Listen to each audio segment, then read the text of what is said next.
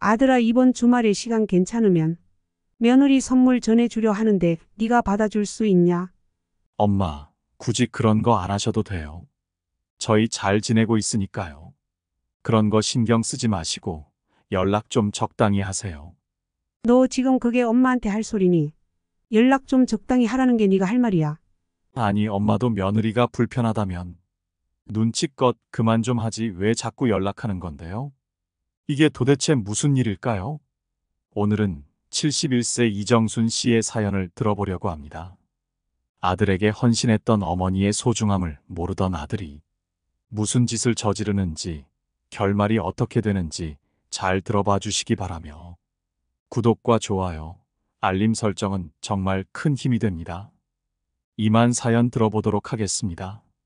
제 아들 태영이는 제 인생의 전부였습니다. 아버지 없이 홀로 키워야 했던 아이였기에 더욱더 태영이를 위해서라면 모든 것을 할 수 있었습니다. 어린 시절부터 저는 태영이를 위해서 밤낮 가리지 않고 일했습니다. 당시 형편이 좋지 않았지만 아이에게 필요한 것은 빠짐없이 채워주려 했습니다. 학교에서 친구들이 가지고 있는 물건이나 학용품이 부족하면 안 된다는 생각에 조금 무리해서라도 학용품과 옷을 사주었죠. 다른 아이들처럼 학원에도 다닐 수 있도록 새벽부터 일어나서 2군데 일을 다녔습니다. 그 모든 것이 오직 태영이 하나를 위해서였습니다. 태영이도 그런 저의 마음을 이해해주는 것처럼 보였습니다. 초등학교, 중학교, 고등학교까지 그는 늘 우수한 성적을 유지했고 선생님들께서도 모범 학생이라고 칭찬하셨습니다. 그렇게 대학에 들어가게 되었을 때 제 마음은 그야말로 벅찼습니다. 아들이 제 노력이 헛되지 않았음을 증명해 주는 것 같았거든요. 대학 학비도 생활비도 제가 모두 부담했지만 그건 제게 아무런 문제가 되지 않았습니다.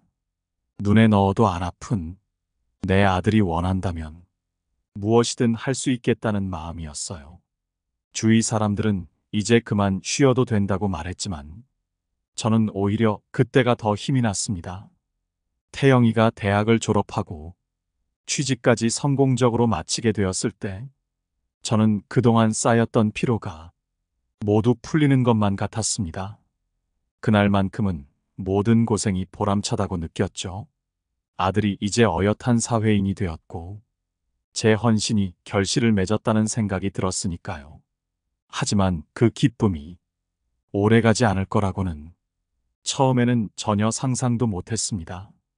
아들이 직장 생활을 시작하면서부터 저에게 점점 무심해지기 시작했습니다. 처음에는 바쁘다는 핑계로 연락이 뜸해졌습니다. 그래도 저는 이해했습니다.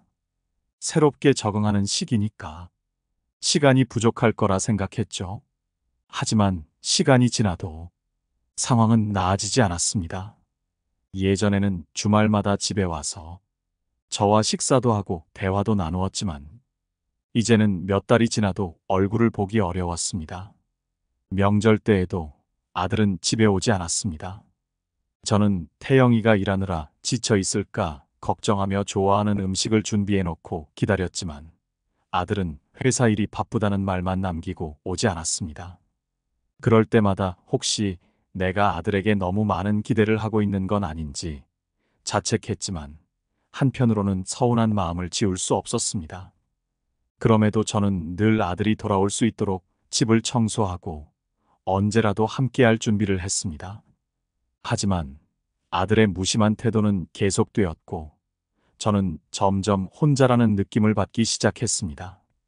아들의 무심함은 시간이 지나면서 점점 더 명확해졌습니다. 처음엔 직장 생활에 적응하느라 바쁘겠거니 생각했지만 그게 단지 적응의 문제만은 아니었습니다. 아들은 집에 돌아오지 않았고 연락도 뜸해졌습니다. 저는 아들이 불편한 일이 있나 싶어 먼저 다가가려고 노력했습니다.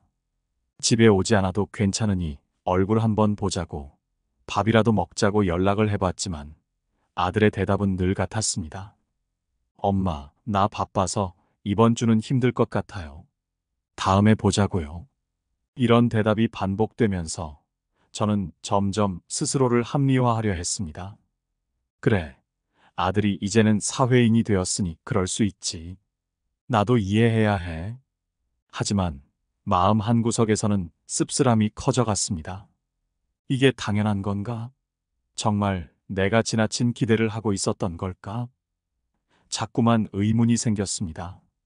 그리고 그런 의문은 점차 제 마음에 깊은 상처를 남기기 시작했습니다.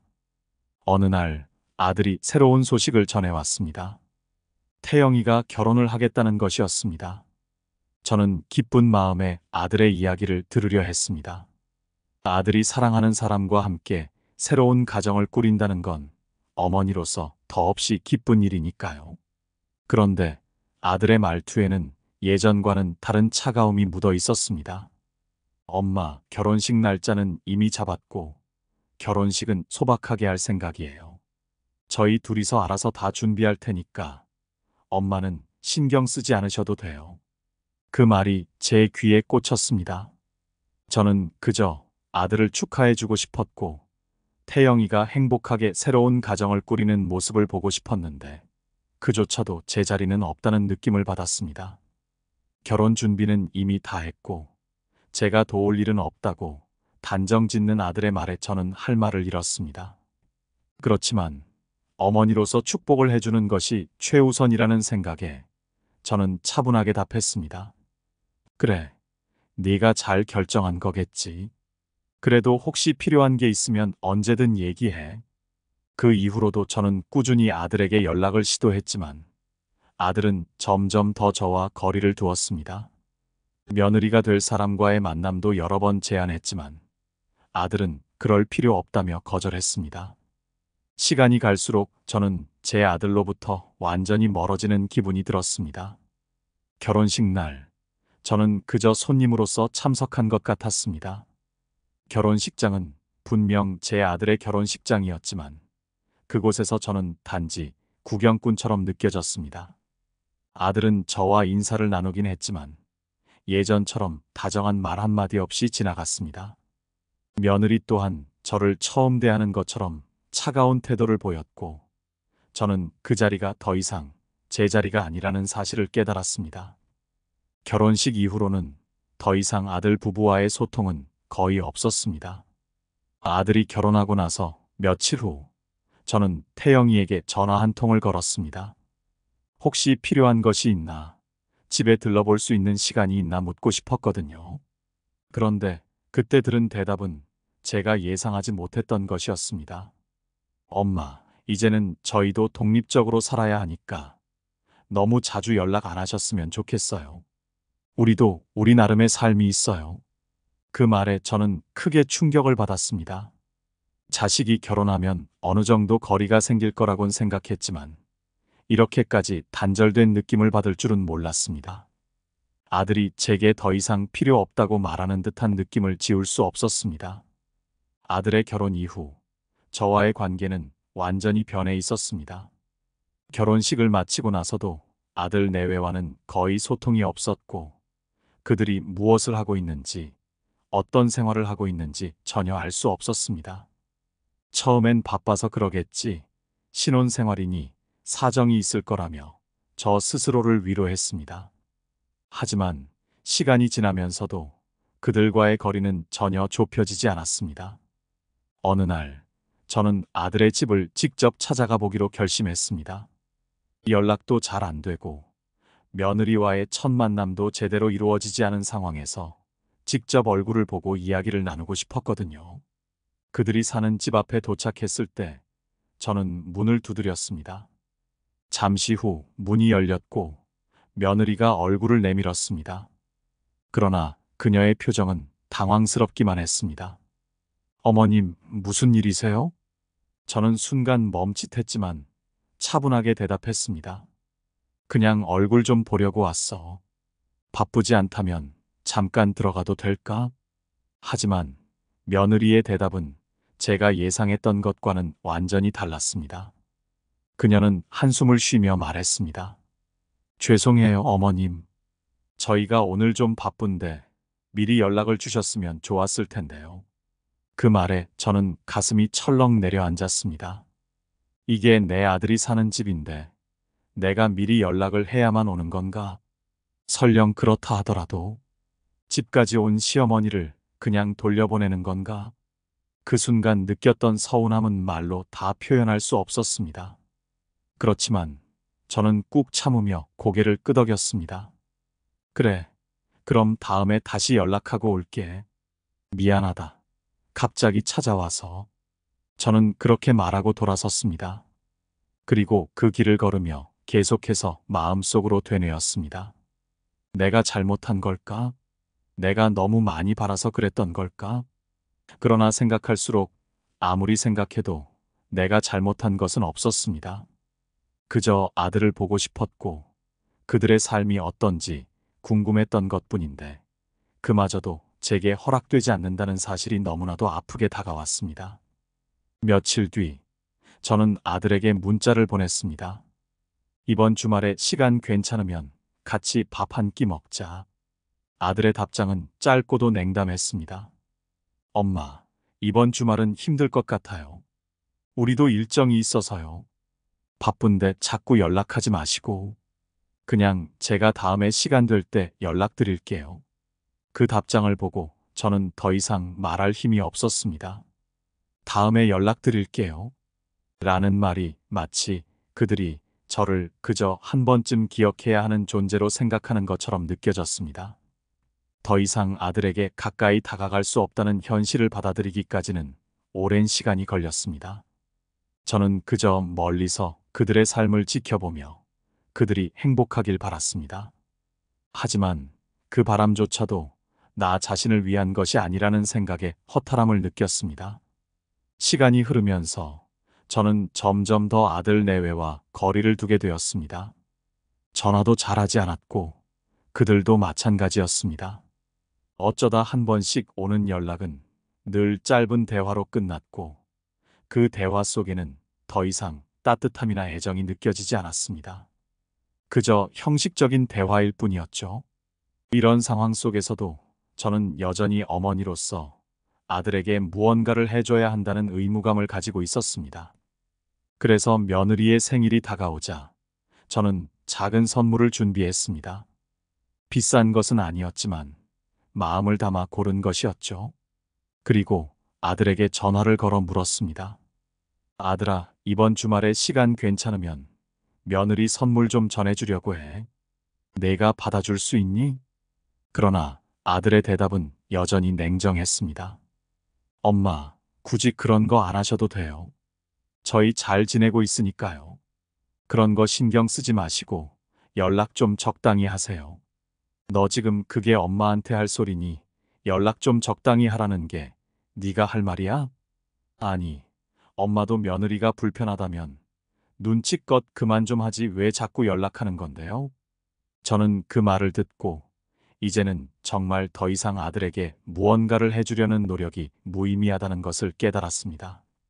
그동안 나 혼자만 애쓰고 있었다는 사실이 점점 더 명확해졌고 이제는 그들에게 더 이상 기대를 걸지 말아야겠다는 결심을 하게 되었습니다. 아들에게 기대를 접기로 한 뒤로 저는 이상하리만큼 마음이 가벼워졌습니다.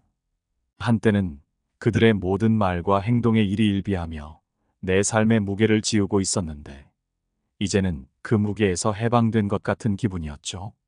아마 제가 아들에게 바랐던 것이 결국 스스로를 더 힘들게 했다는 걸 그때서야 깨달은 것 같았습니다. 그 후로 저는 아들에게 연락하지 않고 아들과의 연을 끊을 결심을 했습니다. 그러던 어느 날 저는 집에서 여유롭게 차를 마시며 창밖을 바라보았습니다. 눈앞에 펼쳐진 일상은 언제나와 다름없었지만 마음속에 불어오는 바람은 달랐습니다. 이제는 더 이상 아들에게 잘 보이려고 애쓰지 않아도 되니 그동안 놓치고 있었던 내 삶에 대해 생각해 볼 여유가 생긴 것이죠. 그러던 중 아들에게서 뜻밖의 전화가 왔습니다. 엄마, 잘 지내세요? 너무 오랜만에 듣는 목소리였기에 순간적으로 당황했지만 저는 차분하게 대답했습니다. 그래, 잘 지내고 있다. 너는 어떻게 지내니? 아들의 목소리는 여전히 무심해 보였지만 저는 더 이상 그 태도에 상처받지 않았습니다. 이미 모든 기대를 내려놓았기에 그 말투조차도 이제는 나를 흔들지 않는다는 걸 느꼈죠. 아들은 잠시 머뭇거리더니 결혼 기념일에 대해 이야기했습니다. 엄마, 이번에 저희 결혼 기념일인데 같이 식사라도 하실래요? 갑작스러운 제안에 저는 잠시 고민했습니다. 예전 같았으면 너무나 기쁜 마음으로 당장 수락했을 테지만 이제는 그들의 식사 자리가 어떤 의미일지 냉정하게 생각해 볼 수 있게 되었죠. 이건 단순한 형식적인 초대일 뿐이라는 걸요. 그래, 그날 시간이 된다면 보자. 날짜는 나중에 다시 알려줘. 그렇게 대답하고 전화를 끊었지만 기분은 묘했습니다. 예전과는 달리 아들과의 대화가 더 이상 저를 좌지우지하지 않는다는 사실이 신기하게 느껴졌습니다. 그날 저녁 저는 거울을 보며 스스로에게 말을 걸었습니다. 넌 이제 애들에게 의지할 필요가 없어. 내 삶은 내가 주도해야 해. 스스로에게 하는 말이었지만 그것은 그동안 쌓였던 미련을 덜어내는 중요한 순간이었습니다. 아들과 며느리와의 관계에서 더 이상 인정받으려 애쓰지 않고 내 삶을 스스로 책임지겠다는 결심은 그 어느 때보다 확고했습니다.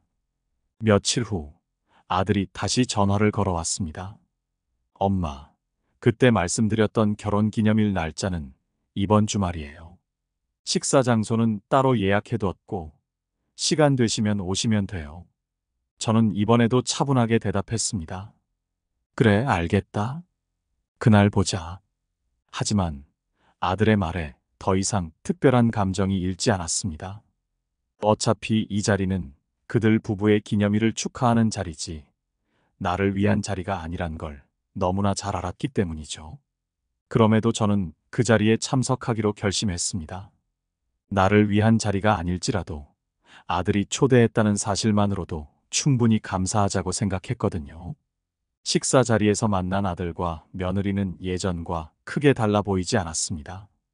그들은 여전히 서로에게만 집중하고 있었고 제가 그들 사이에 끼어들 틈은 없었죠. 식사 내내 대화는 겉돌았고 저는 그저 조용히 식사만 했습니다. 속마음에서는 아들 내외와의 거리감을 더 확실히 느끼고 있었지만 이제는 그 거리마저도 받아들이기로 했습니다. 식사가 끝난 뒤 아들은 형식적으로 말했습니다. 엄마, 오늘 와주셔서 감사해요. 그 말에 저는 미소 지으며 대답했습니다. 그래, 너희가 불러줘서 고맙다. 그러나 그 순간 저는 확실히 깨달았습니다. 이 관계는 더 이상 예전의 관계가 아니란 걸요. 아들에 대한 사랑은 여전하지만 이제는 더 이상 그들에게서 무언가를 기대하지 않기로 했습니다. 내 삶의 중심에 내가 서 있어야 한다는 것을 그 어느 때보다 절실히 느낀 날이었습니다. 식사 자리가 끝나고 집으로 돌아오는 길, 저는 혼자서 여러 생각을 했습니다. 아들과 며느리가 서로에게만 집중하는 모습을 보면서 한편으로는 섭섭했지만 다른 한편으로는 이제는 내가 그들의 삶에서 중요한 위치가 아니라는 현실을 다시금 깨달았습니다. 어쩌면 나도 모르게 그들에게 의지하고 기대고 있었던 것이 아닌가 하는 반성이 밀려왔습니다. 그날 밤 저는 잠을 이루지 못했습니다. 머릿속에서는 아들과 며느리의 얼굴이 떠오르고 그들이 나 없이도 얼마나 잘 살고 있는지 자꾸만 생각하게 되더군요. 한때는 그들의 모든 것에 신경을 쓰고 나의 존재가 그들에게 중요한 줄 알았지만 이제는 그저 그들 삶의 주변인에 불과하다는 사실을 받아들이는 것이 쉽지 않았습니다. 하지만 저는 스스로에게 다짐했습니다. 이제 더 이상 그들에게 매달리지 않기로요. 내 삶의 주인은 나 자신이어야 한다는 걸 말이죠. 며칠 후 저는 아들에게 문자를 보냈습니다. 앞으로는 내가 너희의 일에 크게 신경 쓰지 않을 거야. 너희가 원하면 언제든지 연락해도 좋지만 내가 먼저 연락하는 일은 없을 거야. 너희가 원할 때만 나를 찾아주길 바란다. 문자를 보내고 나니 한편으로는 마음이 시원하기도 했습니다. 어쩌면 이렇게라도 해야만 내 삶을 온전히 살아갈 수 있을 것 같았습니다. 물론 아들의 반응이 궁금하긴 했지만 그 순간만큼은 내 선택이 옳았다고 믿었습니다. 다음 날 아들에게서 답장이 왔습니다. 엄마, 무슨 일이에요? 갑자기 왜 그러세요?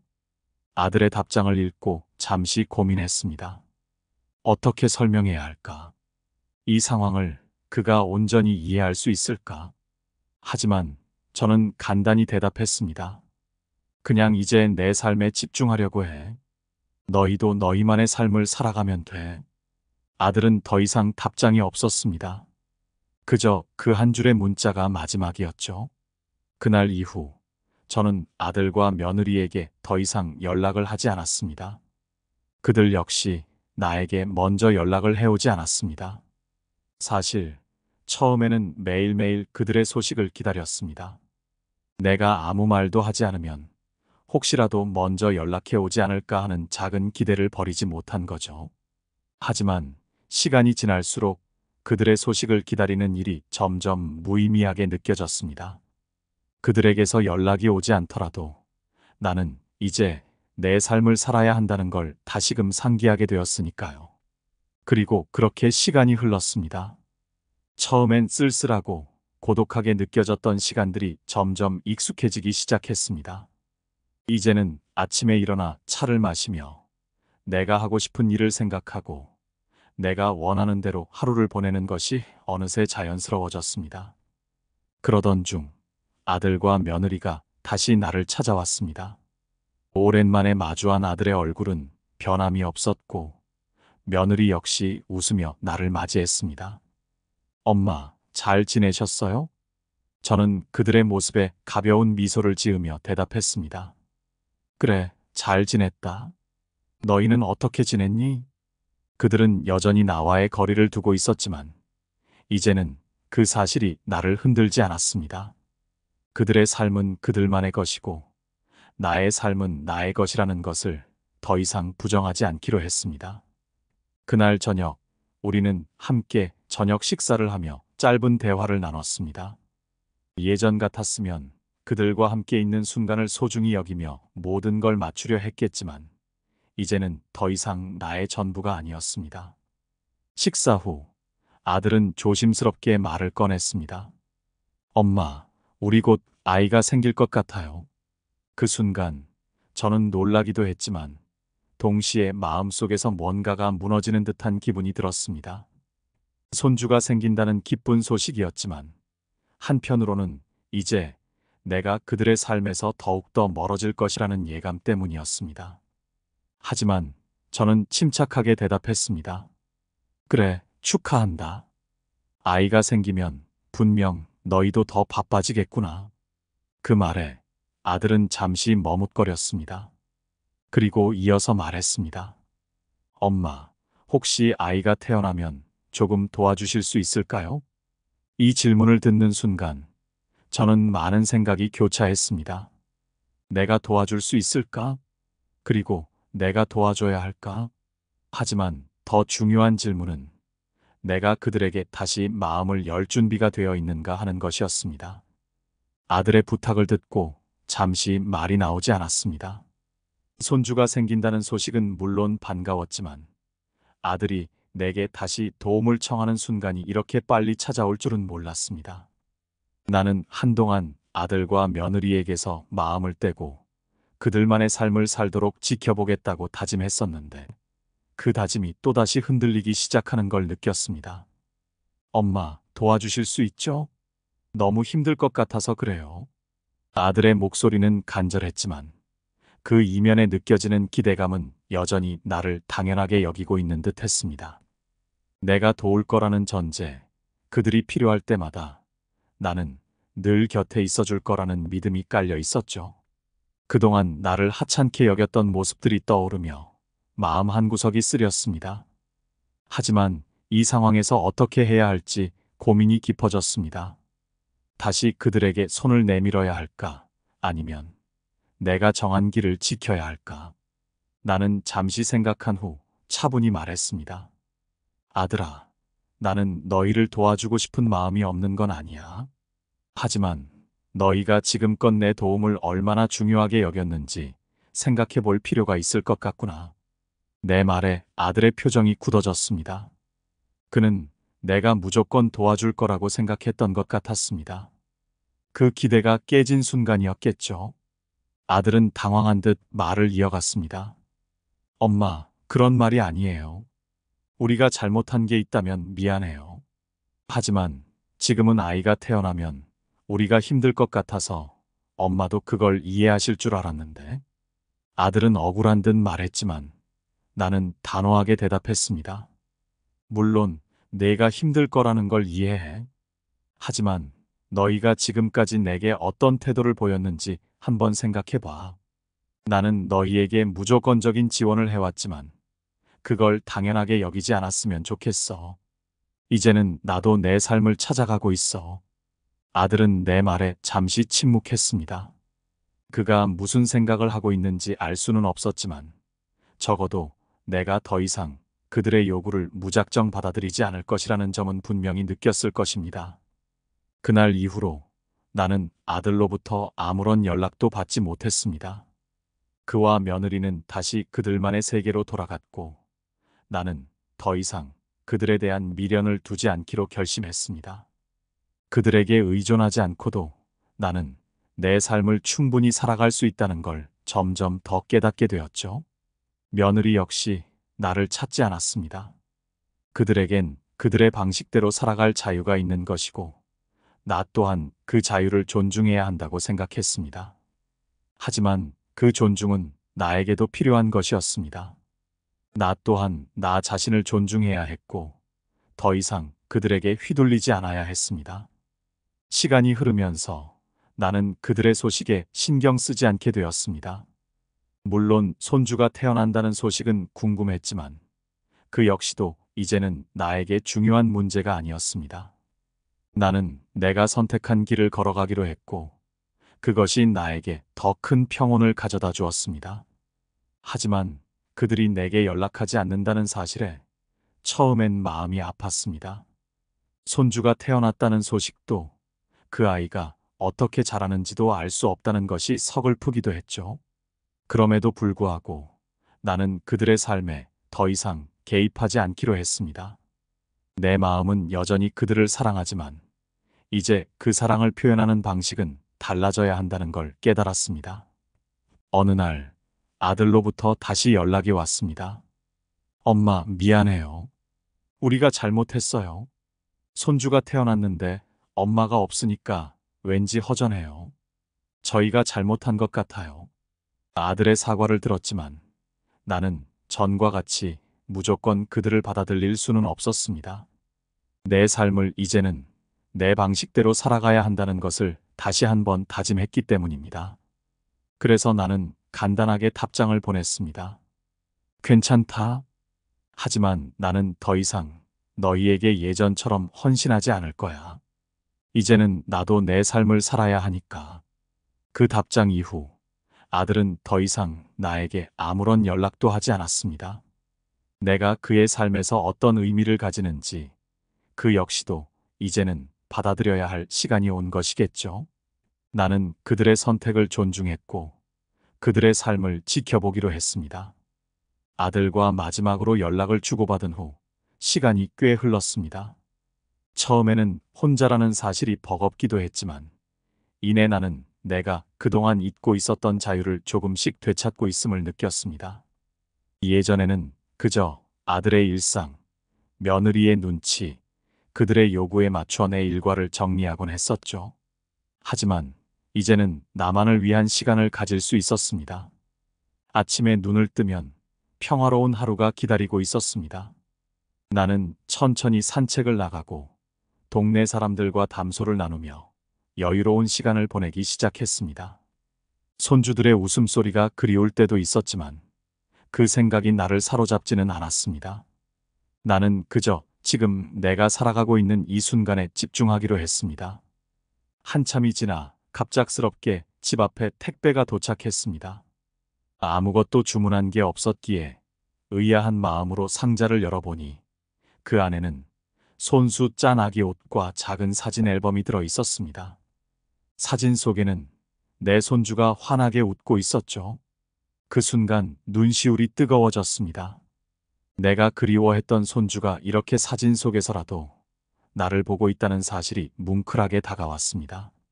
사진 뒤에는 며느리가 쓴 작은 편지가 붙어 있었습니다. 어머니, 그동안 저희가 너무 이기적으로 굴었던 것 같습니다. 손주 사진을 보내드리니 조금이라도 기쁘셨으면 좋겠습니다. 이제는 어머니의 시간이란 걸 잘 알고 있습니다. 그래도 아이가 할머니를 아는 건 중요하다고 생각해요. 마음이 편할 때 언제든 찾아주세요. 편지를 읽으며 며느리의 마음이 조금씩 열리기 시작했음을 느꼈습니다. 아들과 며느리가 그동안 나를 당연하게 여긴 점을 반성하고 있었다는 걸 알 수 있었죠. 하지만 그 편지 한 장이 모든 걸 돌려놓을 수는 없었습니다. 나는 이미 나만의 삶을 찾아가고 있었고 그들에게 다시 이전처럼 헌신하는 일은 없을 것이라고 확신했습니다. 물론 손주가 보고 싶지 않은 것은 아니었습니다. 하지만 이제는 내가 먼저 그들에게 손을 내밀기보다는 그들이 나를 찾을 때 기다리기로 했습니다. 그렇게 천천히 서로의 삶을 존중하는 관계로 나아가는 것이 더 건강하리라 생각했죠. 며느리의 편지에 대한 답장은 따로 쓰지 않았습니다. 대신 사진 속 손주의 얼굴을 보며 마음속으로 미소를 지었습니다. 내가 아들에게도 손주에게도 여전히 중요한 존재라는 사실은 그 자체로 위안이 되었습니다. 그 후로는 특별한 연락이 없었습니다. 그들은 그들만의 삶을 살아가고 있었고 나 역시 나의 시간을 즐기고 있었습니다. 마치 모든 것이 한바탕 폭풍우가 지나가고 난 뒤 다시 평온해진 바다처럼 고요한 일상이 계속되었습니다. 어느 날 아들로부터 오랜만에 연락이 왔습니다. 엄마, 우리 다 같이 만나서 식사라도 할까요? 오랜만에 가족들 다 같이 모이면 좋을 것 같아요. 그의 목소리에는 예전과는 다른 진심이 담겨 있었습니다. 나는 그의 말을 듣고 잠시 생각했습니다. 지금 다시 그들을 만나면 예전처럼 그들에게 휘둘릴 것 같다는 두려움이 잠시 스쳐갔습니다. 하지만 나는 이미 달라져 있었고 더 이상 그들의 요구에 무조건 따르는 사람이 아니었습니다. 그래서 나는 가볍게 대답했습니다. 그래, 한번 보자. 하지만 이번에는 내가 모든 걸 준비해야 한다. 난 그저 편히 앉아서 너희가 준비한 걸 즐기기만 할 거야. 아들의 웃음소리가 들려왔습니다. 알겠어요, 엄마. 이제는 우리가 엄마를 모셔야죠. 정말 기대하셔도 좋습니다. 그렇게 우리는 오랜만에 다시 가족으로서 한자리에 모였습니다. 예전과는 다른 관계로 서로를 더 존중하며 더 깊은 이해 속에서 함께할 수 있었죠.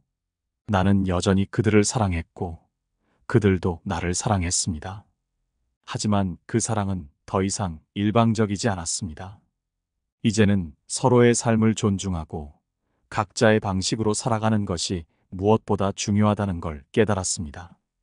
오늘의 사연은 여기까지입니다. 잃어버리고 뒤늦게 나서야 어머니의 소중함을 아나들이 괘씸하기도 하고 그나마 다행이란 생각도 드네요. 여러분의 생각은 어떠신가요? 여러분의 생각을 자유롭게 댓글로 남겨주시기 바랍니다. 늘 시청해 주셔서 감사드리며 더 좋은 영상으로 찾아뵙겠습니다. 노후에 빛나는 지혜였습니다.